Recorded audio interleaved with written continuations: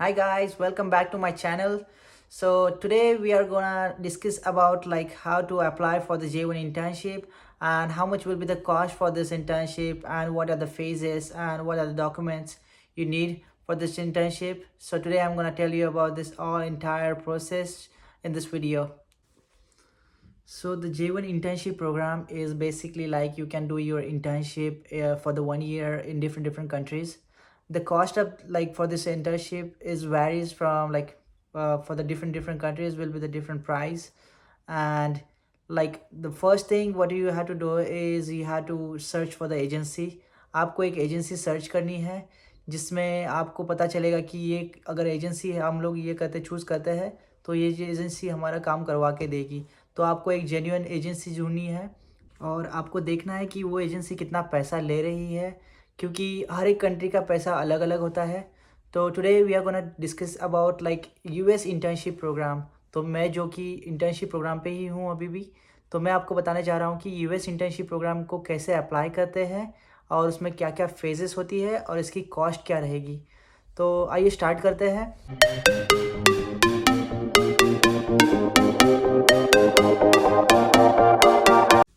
तो US internship programme में यहाँ पे होते हैं 5 से 6 इंटरव्यू। तो सबसे पहला इंटरव्यू जो होता है वो होता है आपकी कंसल्टेंसी से। तो कंसल्टेंसी जो है आपका इंग्लिश चेक करने के लिए, आपका एक कम्युनिकेशन स्किल चेक करने के लिए आपका सबसे पहले एक इंटरव्यू लेगी जो कि होता है टेलीफोनिक इंटरव्यू। उसमें आपको थोड़े बहुत क्वेश्चंस पूछे जाएंगे और उनके सवाल के जवाब आपको देने हैं और जो भी है आपका कम्युनिकेशन चेक हो जाएगा। अगर आप पास होते हो तो ये आपको मतलब वो जो कंसल्टेंसी है अप्रूव कर देगी और आपको जो है रजिस्ट्रेशन फ़ीस उसके पहले ही भरना रहता है 20,000 रुपीज़, जो कि नॉन रिफंडेबल रहता है। उसके बाद में आपका अगला जो प्रोसेस है उसके लिए स्टार्ट किया जाएगा। आपको सबसे पहले वो लोग डॉक्यूमेंट्स पूछेंगे, आपकी क्या क्या डॉक्यूमेंट्स है और आपके सब डॉक्यूमेंट्स आपको मेल करने हैं उनको। मैं आपको एक सबसे इम्पॉर्टेंट बात बताना चाहता हूँ कि अगर आपका कम्युनिकेशन स्किल अच्छा है तो ही इस इंटर्नशिप प्रोग्राम के लिए अप्लाई कीजिए, क्योंकि मैं नहीं चाहता कि किसी के पैसे वेस्ट हो। जो कि वीज़ा इंटरव्यू रहता है वहाँ पे आपको इंग्लिश कम्युनिकेशन बहुत ही अच्छा होना ज़रूरी है। अगर आप एम्बेसी में जाके अपना अच्छे से कॉन्वर्सेशन नहीं कर पाते हो या फिर आप उनके क्वेश्चंस के जेन्युइनली आंसर्स नहीं दे पाते हो तो आपका वीज़ा रिजेक्ट हो सकता है और उसकी वजह से आपका बहुत ही ज़्यादा पैसा वेस्ट हो जा सकता है। आपका सेकेंड फेज जो है उसमें आपका सबसे पहले डॉक्यूमेंटेशन हो जाएगा। सभी आपके आपके डॉक्यूमेंट्स जो है आप उनको सेंड करेंगे आपके कंसल्टेंसी को और आपके डॉक्यूमेंट्स के बेसिस पे आपके लाइक एजुकेशन के बेसिस पे आपका एक रिज्यूमे बनाया जाएगा। आपके स्किल्स सब कुछ है उसमें मेंशन रहेगा, आपका एजुकेशन मेंशन रहेगा, आपका एक्सपीरियंस वर्क एक्सपीरियंस मेंशन रहेगा। तो उसके हिसाब से एक आपका एक आईटीएन फॉर्मेट के हिसाब से एक रिज्यूमे बनाया जाता है। आईटीएन का मतलब है इंटरनेशनल ट्रेनिंग नेटवर्क और उसके हिसाब से आपका एक रिज्यूमे बनाया जाता है और वो रिज्यूमे में आपका सब कुछ इन्फॉर्मेशन मेंशन किया जाएगा और जो आपका रिज्यूमे है वो सेंड किया जाएगा अलग अलग होटल्स में, जो कि यूएस के होटल्स होते हैं, वहाँ पे आपका ये रिज्यूमे जो है सेंड किया जाएगा। आपका जो इंटरव्यू रहेगा उसके पहले आपका एक स्मॉल इंस्टॉलमेंट लिया जाएगा और वो होता है आपका फर्स्ट इंस्टॉलमेंट इस प्रोसेस का, थ्रू आउट द प्रोसेस का। और जो 20,000 था वो आपका इंस्टॉलमेंट नहीं है, वो बस रजिस्ट्रेशन फ़ीस है विच इज़ नॉन रिफंडेबल। और जो आपका फर्स्ट इंस्टॉलमेंट रहेगा वो होगा $750 का। तो $750 के हिसाब से जो भी इंडियन करेंसी होगी वो आपको आपकी कंसल्टेंसी मांगेगी। उसके बाद में जब आपका कोई होटल अगर रिज्यूमे पसंद करता है, लाइक करता है, तो उसको आपके लिए मतलब वो जो है कंसल्टेंसी जो है एक इंटरव्यू शेड्यूल करेगी उस आपके साथ। तो वो जो इंटरव्यू होगा वो आपका होगा होटल के साथ। तो होटल का कोई भी रेस्टोरेंट मैनेजर या फिर कोई भी जनरल मैनेजर जो भी हेड ऑफ़ द डिपार्टमेंट रहेगा वो आपका इंटरव्यू लेगा। वो आपको आपके बारे में पूछेगा, उसके बाद में आपके वर्क एक्सपीरियंस के बारे में पूछेगा, आपके हॉबीज़ के बारे में पूछेगा और आप अपने होटल के बारे में क्या जानते हो, जो एम्प्लॉयर रहेगा उस होटल के बारे में आप क्या जानते हो, ये सब आपको क्वेश्चंस पूछे जा सकते हैं। वो आपके कंसल्टेंसी जो रहेगी वो आपको उसमें हेल्प करेगी। जो ये इंटरव्यू होता है होटल के साथ, ये आप अगर सक्सेसफुली पास हो जाते हो तो आपको एक ऑफ़र लेटर होटल की तरफ से मिलेगा। जब ये ऑफ़र लेटर रहता है वो आपको साइन करना पड़ता है और ये जो ऑफ़र लेटर रहता है उसमें आपको आपके पेरोल के बारे में सब कुछ इन्फॉर्मेशन मिलेगा कि आपको आर्ली, क्योंकि यूएसए में अगर आप जॉब के लिए जा रहे हो तो वहाँ पे रहता है आर्ली पे। तो आपको आर्ली कितना पे मिल रहा है वो आपको पता चलेगा, और आपका ट्रेनिंग कब से स्टार्ट होने वाला है वो भी आपको पता चलेगा, आपके अकोमोडेशन के बारे में पता चलेगा, आपके ट्रैवलिंग के बारे में पता चलेगा। ये सब आपको इन्फॉर्मेशन जो वहाँ का एम्प्लॉयर के एचआर जो है डिपार्टमेंट, वो आपको भेजेंगे। तो उसके बाद में जब आपका ऑफ़र लेटर आता है, आपको उसको साइन करना है। अगर आपको उनका जो पेचेक है, पेरोल जो है, वो आपको अगर वो पसंद आता है तो ही आपको उस पे साइन करना है। अगर नहीं तो आपको साइन करने के लिए कोई फ़ोर्स नहीं करेगा। अगर नहीं आपको पसंद आता है तो आपका जो कंसल्टेंसी है वो और कोई भी होटल से आपका जो इंटरव्यू है वो शेड्यूल कर सकता है, क्योंकि आपका जो रिज्यूमे है वो इंटरनेशनल ट्रेनिंग नेटवर्क पे है। तो ऐसा नहीं कि एक ही होटल आपको पसंद कर सकता है, बहुत सारे होटल जो है आपका इंटरनेशनल ट्रेनिंग नेटवर्क पे आपका रिज्यूमे जो है देख रहे हैं।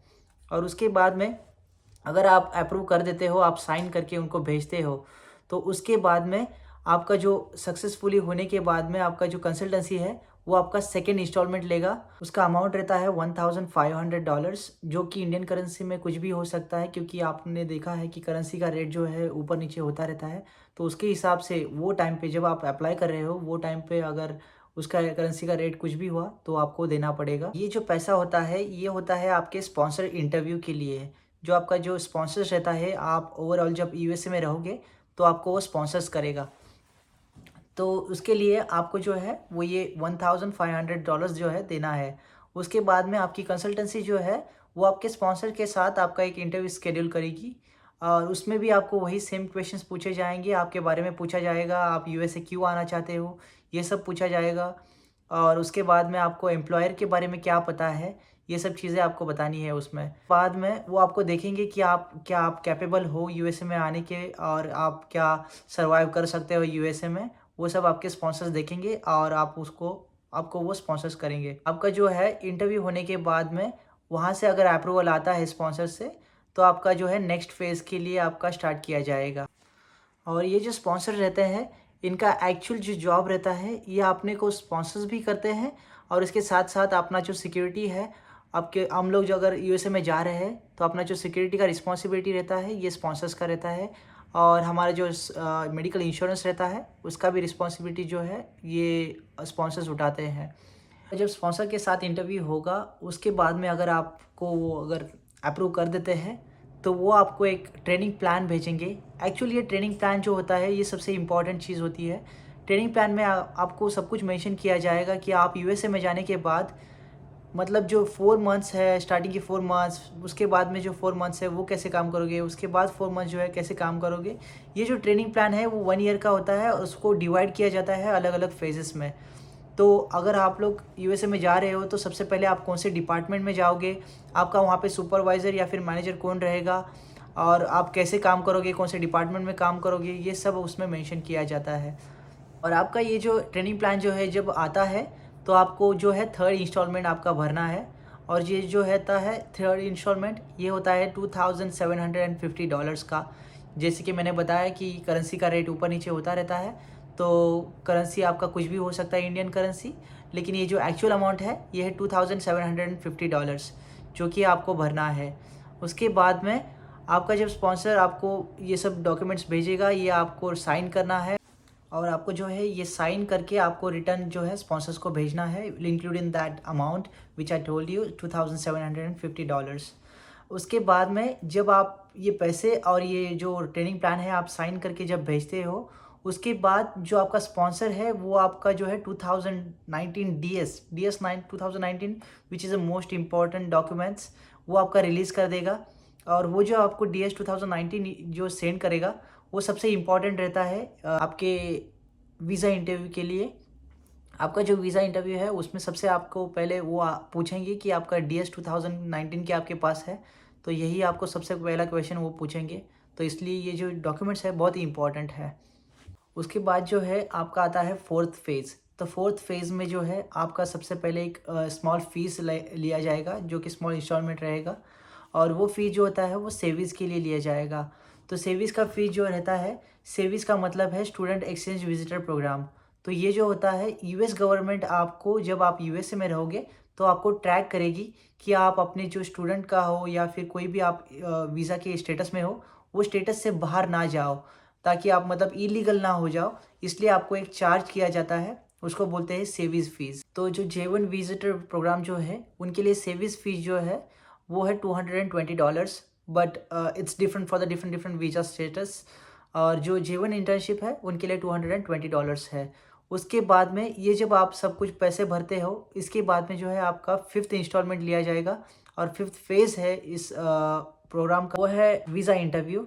और वीज़ा इंटरव्यू का जो फ़ीस रहता है, आपको जो वीज़ा इंटरव्यू शेड्यूल करने के लिए फ़ीस जो रहता है, आपको डायरेक्टली भेजना पड़ता है आपके अकाउंट थ्रू, क्योंकि ये जो है आपकी कंसल्टेंसी जो रहती है, वो आपके लिए नहीं करेगी, ये आपको खुद को करना पड़ता है।